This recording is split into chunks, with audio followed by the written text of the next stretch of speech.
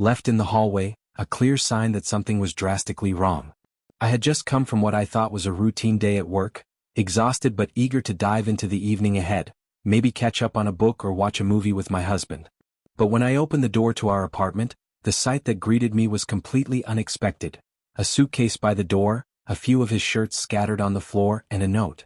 With shaky hands I picked it up, but my eyes weren't ready for what I was about to read. "I'm sorry, but," the note began before trailing off. Before I could absorb it, my phone buzzed in my pocket, a quick buzz, then silence. I pulled it out. Facebook notification. It read, an image of my sister's maternity photo with a caption that read, "Welcome to the world." The shock sent me reeling. My sister had just given birth, and I didn't even know she was pregnant. Yet here I was, standing in the middle of an apartment that no longer felt like home, trying to piece together the unraveling of everything I thought I knew. I had always been close with my sister, Sophie. Close enough that sharing major life moments like pregnancy seemed like an inevitability, right? Her and I had always been open about our lives, relationships, career challenges, even personal health. We were connected in a way that made sense. Or maybe that's what I had thought. To discover that Sophie had embarked on such a personal, transformative journey without so much as a mention to me, well, it didn't just sting.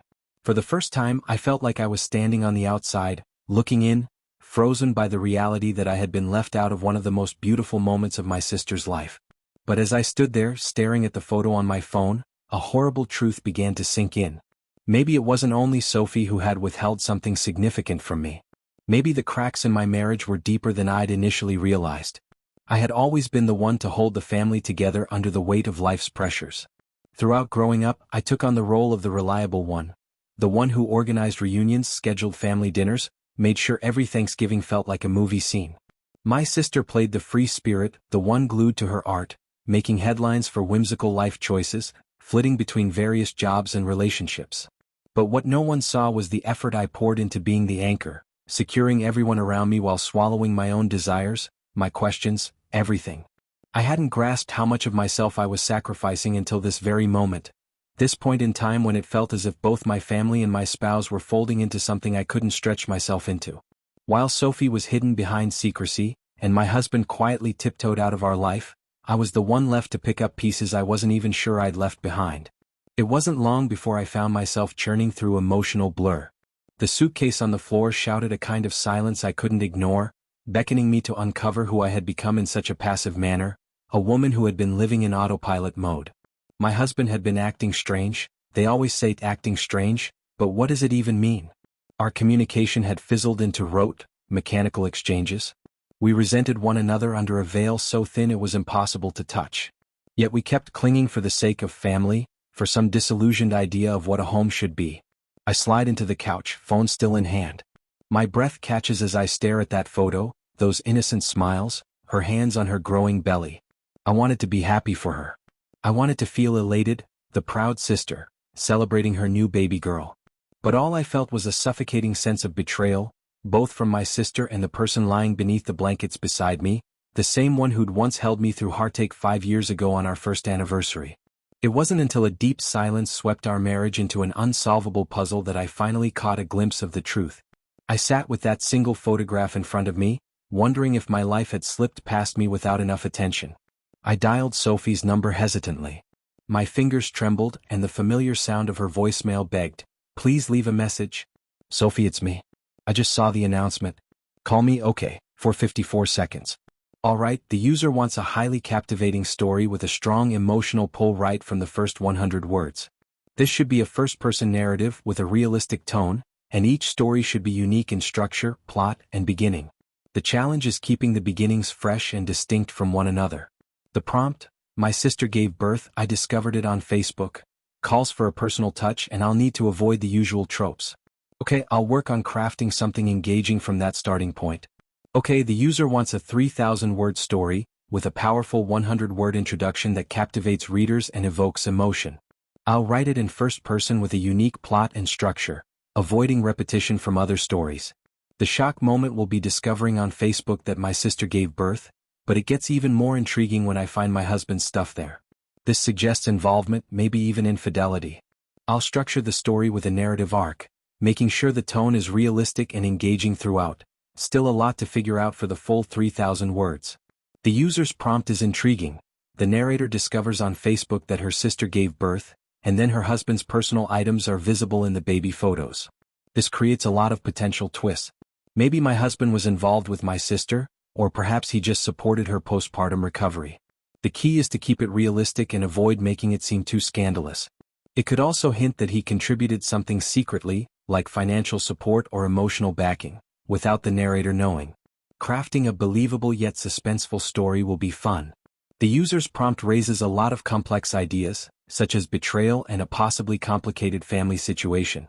I need to carefully craft a plot that avoids being too taboo like incest, but still keeps the emotional impact. The initial setting shows the narrator discovering her sister's birth on Facebook, with her husband's items visible in the photo, which clearly hints at betrayal. I could explore the idea that my husband supported my sister's pregnancy secretly while keeping it hidden, rather than making it an affair. Okay, the story idea is shaping up. I want to keep it realistic while delivering a twist that doesn't go into taboo areas.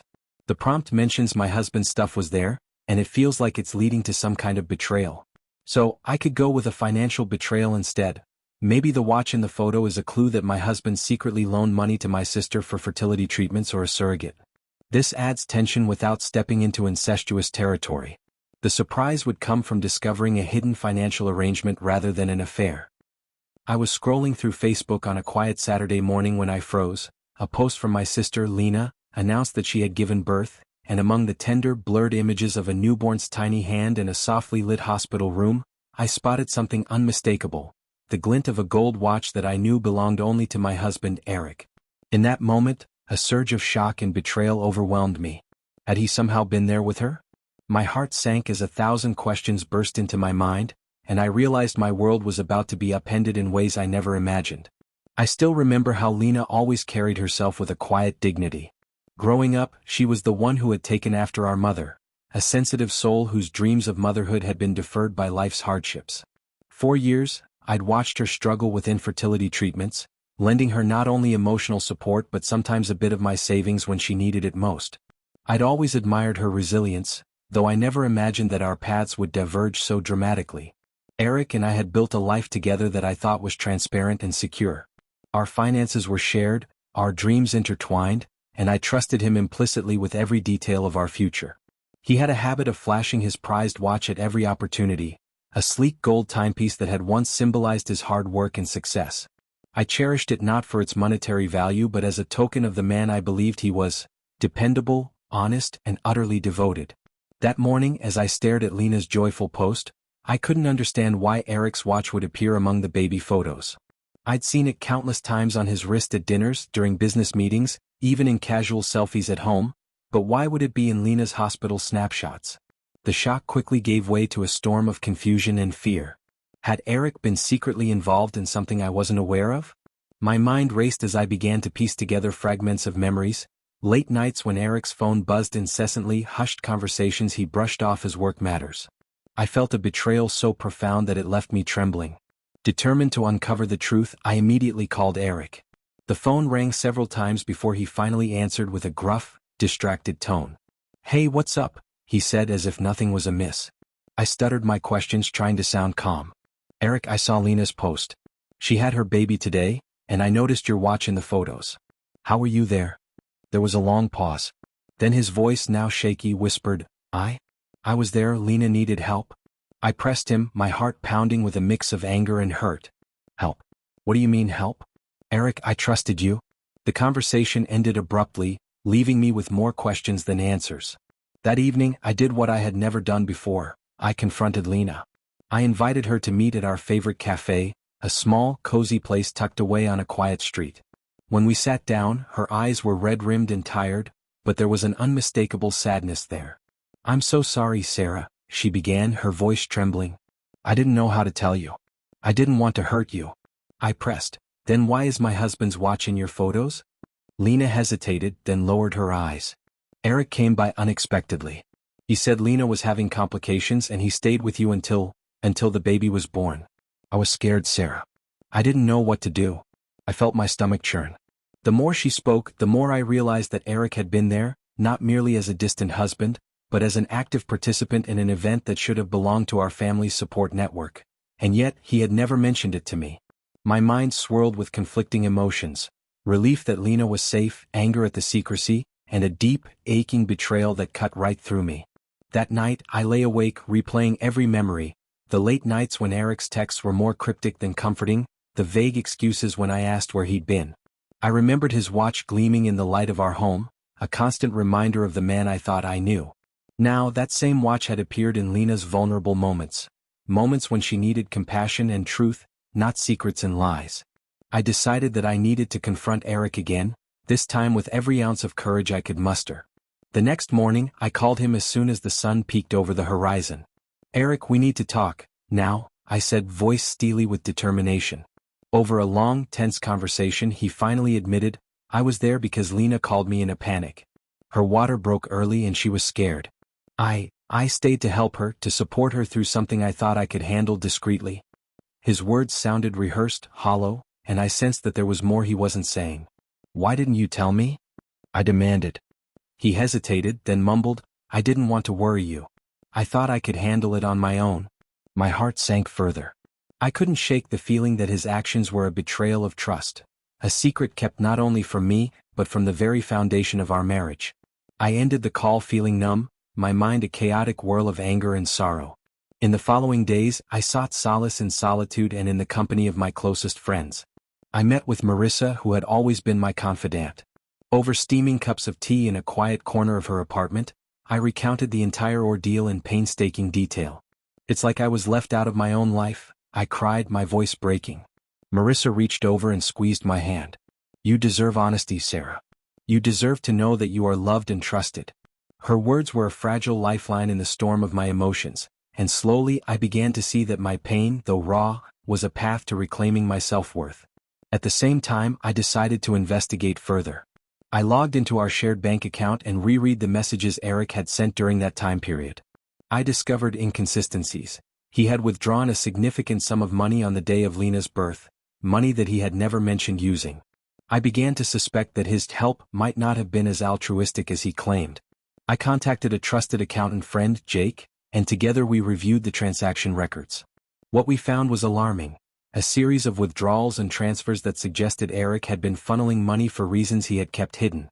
"It looks like he was using our joint account to cover some personal expenses," Jake said, his brow furrowed in concern. "Expenses that you were never informed about?" My mind raced. Could it be that Eric had been financing something secret, something that might further betray our trust? I confronted him again, this time with the evidence laid out on the kitchen table. A printed spreadsheet of transactions, bank statements with red circles around suspicious amounts. "Explain this, Eric," I demanded, my voice trembling with a mix of anger and hurt. He stared at the documents for a long moment before his face darkened. I was trying to help Lena," he finally said. "She needed money for some emergency treatments. I thought I could cover it without you worrying about it. I never meant for it to come between us." His explanation felt feeble, a half-truth that only deepened the chasm between us. I felt as if the ground had shifted beneath me. The betrayal was deeper than I had imagined. Not only had he kept his involvement in Lena's crisis a secret, but he had also misused our finances without my consent. I realized that my trust had been violated on multiple levels: emotionally, financially, and fundamentally. In that moment, the dream of our life together, built on love, trust, and shared responsibility, crumbled into dust. I spent the next several days in a haze of reflection and heartbreak. I weighed my options, struggling with the decision of whether to confront him further, to demand a full account of his actions, or to begin the painful process of separation. I turned to my journal once more, writing late into the night as I tried to understand where our love had gone wrong. "I trusted him with everything," I wrote, "and now I see that trust was misplaced. I deserve honesty. I deserve respect. I deserve a future where I am not kept in the dark." Each word was a cathartic release, a small defiance against the deception that had shattered my life. I also sought the counsel of my therapist, Dr. Carter, whose gentle yet firm guidance helped me sift through my emotions. "You have every right to feel betrayed," she assured me in one session. "But remember, this is not a reflection of your worth. It's about the choices he made." Her words, while comforting, also challenged me to reclaim control over my life. "What do you want now?" she asked one afternoon. The question echoed in my mind as I contemplated the painful road ahead. Deep down, I knew that I could no longer live in a state of uncertainty and deceit. I needed to make a decision that would redefine my future. After many sleepless nights, I decided that I would confront the situation head-on. I sat down with Eric in our living room, the air thick with tension. "I need the truth," I said quietly but firmly. "I need to know why you felt you had to hide this from me, why you used our money without telling me."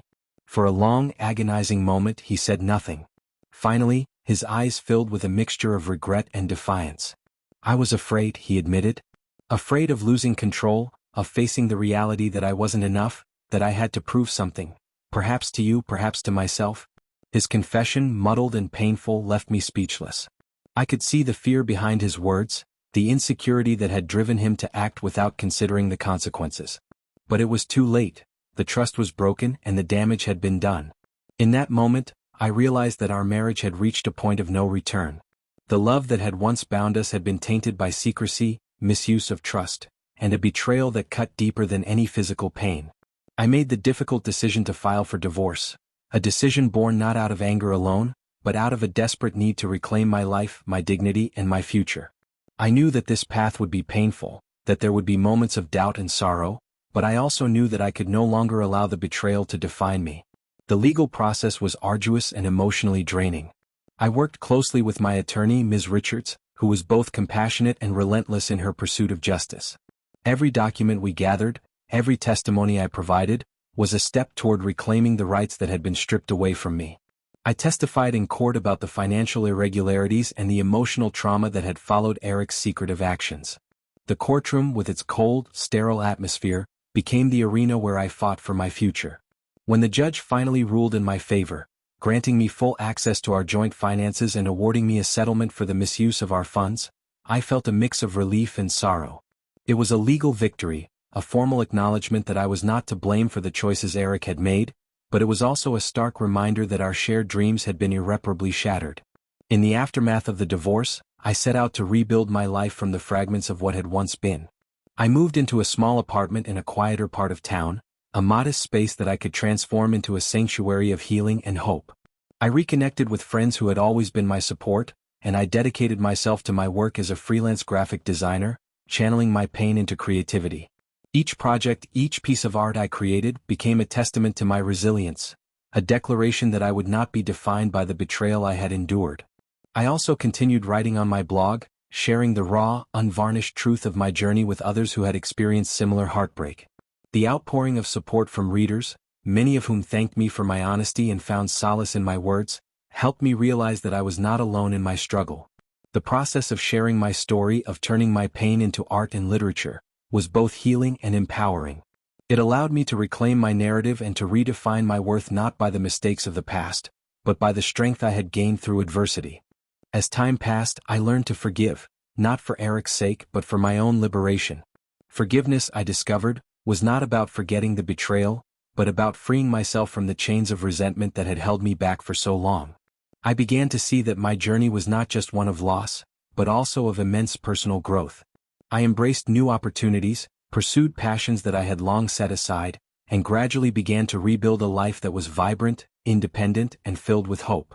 One bright spring morning, nearly 2 years after that fateful day, I organized a small art exhibit in a local gallery, a celebration of my journey from heartbreak to healing. The gallery was filled with my paintings and writings, each piece a raw expression of the pain I had endured and the resilience that had carried me through. As I stood before an audience of friends, fellow survivors, and even curious strangers, I felt a surge of pride and gratitude.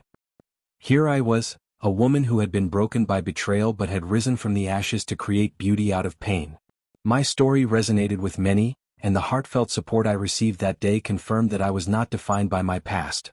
I was defined by my strength, my creativity, and my unyielding resolve to reclaim my destiny. In the years that followed, I continued to build a life that was authentically my own. I advanced in my career, taking on larger projects and even collaborating with well-known brands that admired my work. I traveled to new cities, attended workshops, and connected with a community of like-minded creatives who inspired me to push the boundaries of my art. I even found love again, a gentle, understanding soul who valued honesty and respect, who never once made me question my worth. With each new chapter, I grew more confident, more independent, and more certain that my future was bright. Looking back, I see the entire journey as a tapestry of pain and triumph, A story of a woman who refused to let betrayal define her, who transformed every ounce of hurt into a source of unbreakable strength.